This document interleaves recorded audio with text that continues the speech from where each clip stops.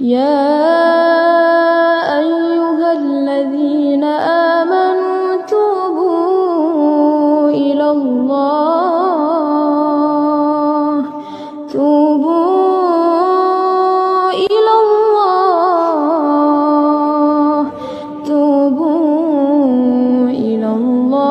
توبة نصوحا. Bahwa syarat untuk masuk surga itu dengan tauhid. Nggak bisa orang masuk surga tanpa tauhid. Jadi harus dengan tauhid. Jadi syarat. Makanya dalam judulnya saya sebut tauhid pemersatu umat dan syarat untuk masuk surga. Syarat. Tanpa tauhid nggak bisa orang masuk surga. Meskipun dia beramal sebanyak-banyaknya. Makanya pernah ditanyakan oleh Aisyah radhiyallahu anha tentang Ibnu Jud'an yang dia di Mekah banyak melakukan amal-amal soleh, menolong orang miskin, menjamu orang-orang menunaikan ibadah haji, menolong anak yatim. Kata Aisyah, apakah bermanfaat dia amal solehnya itu? Kata Nabi, enggak bermanfaat. Tidak bermanfaat sampai dia mengucapkan 2 kalimat syahadat. Sampai dia mengucapkan kalimat tauhid baru bermanfaat buat dia. Makanya orang-orang kafir yang melakukan amal soleh apa aja nggak akan diterima oleh Allah. Di dunia dibalas, tapi di akhirat tidak. Orang kafir, ya meskipun dia berbuat kebaikan, apa saja berbuat kebaikan. Kan ada orang kafir yang dia berbuat kebaikan, nolong anak yatim, orang miskin. Bahkan ada orang kafir sekarang ini yang bangun masjid. Ada orang kafir yang nolong membantu pondok pesantren. Bahkan masuk lagi ke pondok, ya, pakai sarung, pakai pici. Dan bodohnya umat Islam tertipu dengan itu. Mestinya kan kita menghadapi orang kafir, ya tetap dia orang kafir. Mesti ada apa? Barok orang kafir. Nggak bisa mencintai orang kafir, nggak boleh orang beriman mencintai orang kafir, tidak boleh selama-lamanya, tidak boleh. Hatta dia orang tua, anak, saudara nggak boleh mencintai orang kafir, nggak boleh ada seberat zarrah ini cinta pada orang kafir, tidak boleh selama-lamanya. Kalau dia mencintai orang kafir, maka dia bukan orang beriman. Orang munafik itu bukan orang beriman. Kalau mencintai orang kafir, nggak ada yang namanya orang beriman itu mencintai orang kafir, nggak ada, nggak boleh. Mau antum buktikan ayatnya? Antum lihat dalam surah Al-Mujadilah ayat 22, surah 58 ayat 22. Antum lihat ayatnya, biar antum tahu. Sekarang ini banyak orang-orang mencintai orang kafir, mendukung orang kafir, ya, mendukung orang, membela lagi orang kafir. Dipertanyakan imannya itu, imannya.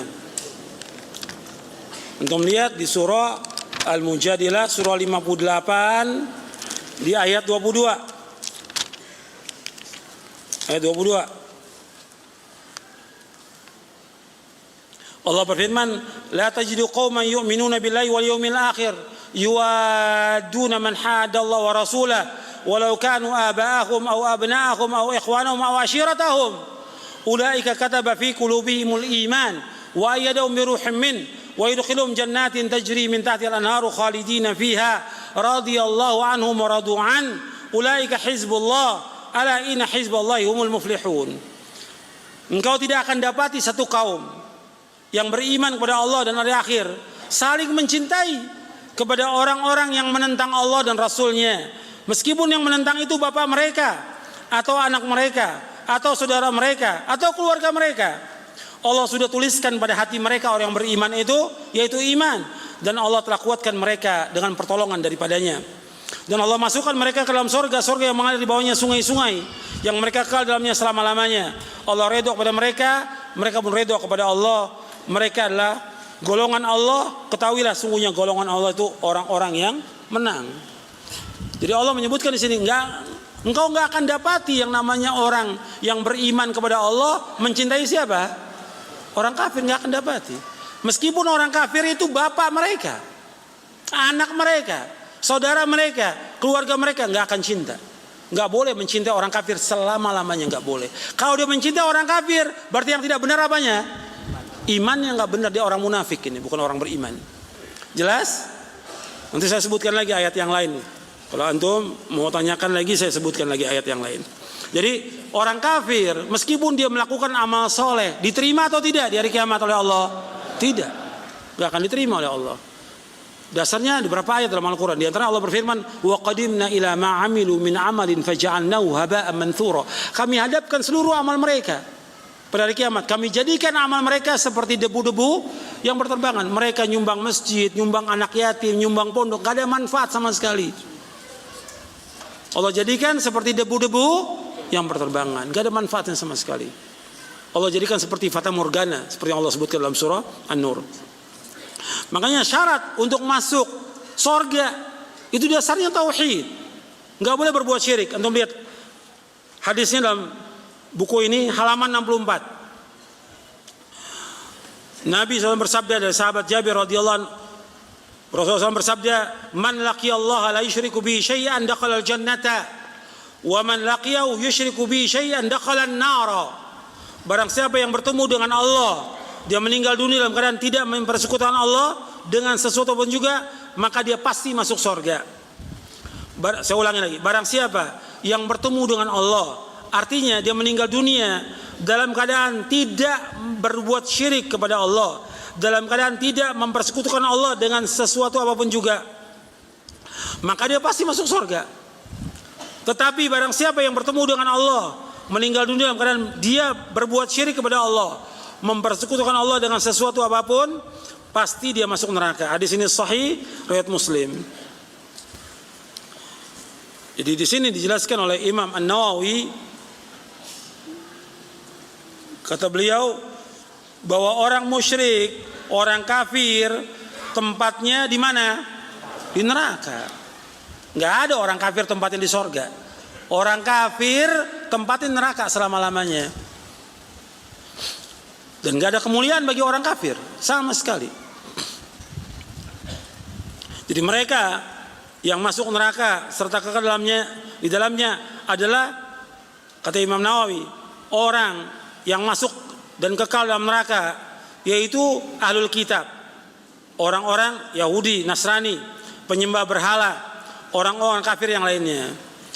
Tidak melihat apakah orang kafir itu menentang Islam, menyelisihinya, maupun orang itu menyandarkan diri kepada Islam, yakni dia mengaku muslim akan tapi dia mengingkarinya, padahal dia tahu perkara dalam agama ini yang menjadikan kafir jika diingkari, dan yang semisalnya. Jadi kata Imam Nawawi, yang dikatakan orang kafir itu apakah dia menentang Islam, memusuhi Islam atau tidak memusuhi Islam, dia kafir, maka tempatnya di mana? Neraka. Jelas, nas Al-Quran demikian, kemudian juga hadis demikian.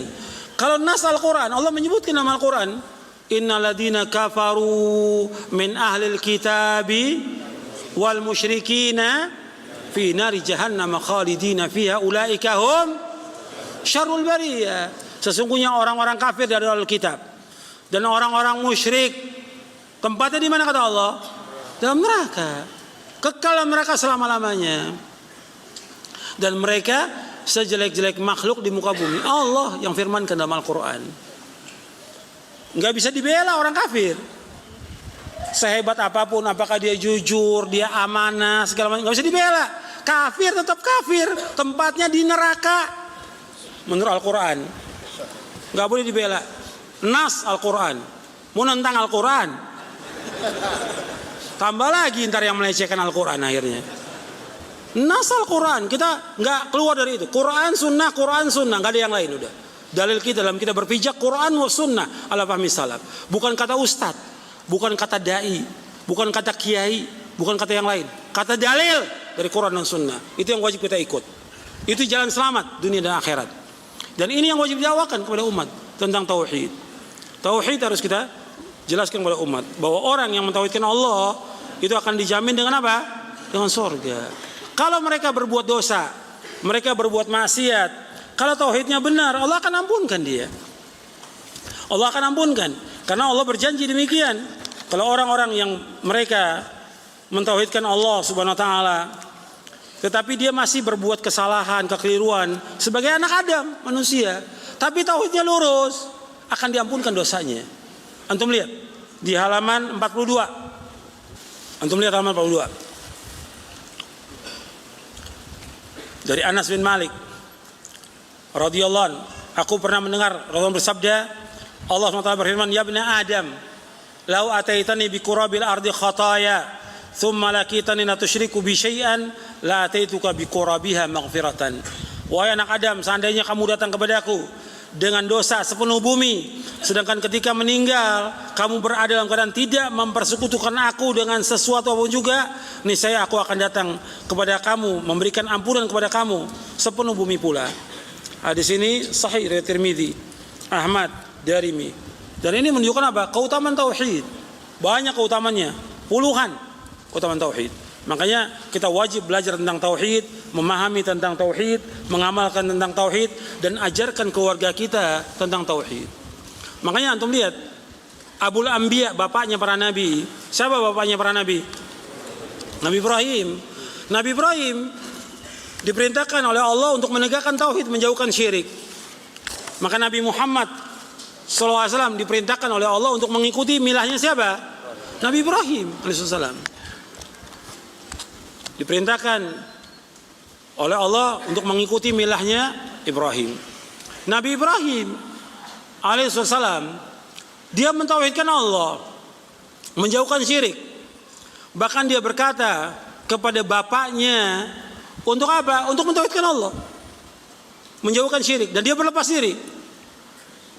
Wa idh qala Ibrahimu li abihi wa qaumihi innani bara'u mimma ta'budun ila alladhi fatarani fa innahu sayahdin wa ja'ala kalimatan baqiyatan fi 'aqibihi la'allahum yarji'un. Dalam surah Az-Zukhruf ayat 26 sampai 28. Allah berfirman, ingatlah tatkala Ibrahim berkata kepada ayahnya dan kepada kaumnya, innani bara'u mimma ta'budun, aku berlepas diri dari apa yang kalian sembah. Semua yang disembah oleh bapaknya, oleh kaumnya, semuanya berlepas diri, ditinggalkan. Ini mana adalah ilallah, illalladzi fatarani, kecuali zat yang menciptakan aku, itu Allah Taala. Fa innahu sayahdin, Allah pasti akan menunjuki aku. Wa ja'ala kalimatan baqiyatan fi aqibi. Allah jadikan kalimat ini sebagai kalimat yang kekal bagi anak cucu Nabi Ibrahim agar mereka kembali kepada kalimat ini. Kalimat apa? Kalimat la ilaha illallah. Dan Nabi Ibrahim meskipun sudah mendakwakan anak cucunya mentauhidkan Allah, tetap Nabi Ibrahim berdoa kepada Allah, wa janubni wa baniya an na'budul asnam. Ya Allah, jauhkanlah aku dan anak cucuku dari menyembah berhala. Makanya kita harus memperbaiki diri kita, istri kita, anak kita untuk mentauhidkan Allah. Jauhkan mereka dari berbagai macam kesyirikan. Karena masih banyak kepercayaan syirik di masyarakat. Luar biasa. Kepercayaan syirik ini luar biasa, menguasai ribuan kepercayaan di masyarakat tentang syirik yang masih dilakukan oleh kaum muslimin, yang wajib kita ingatkan.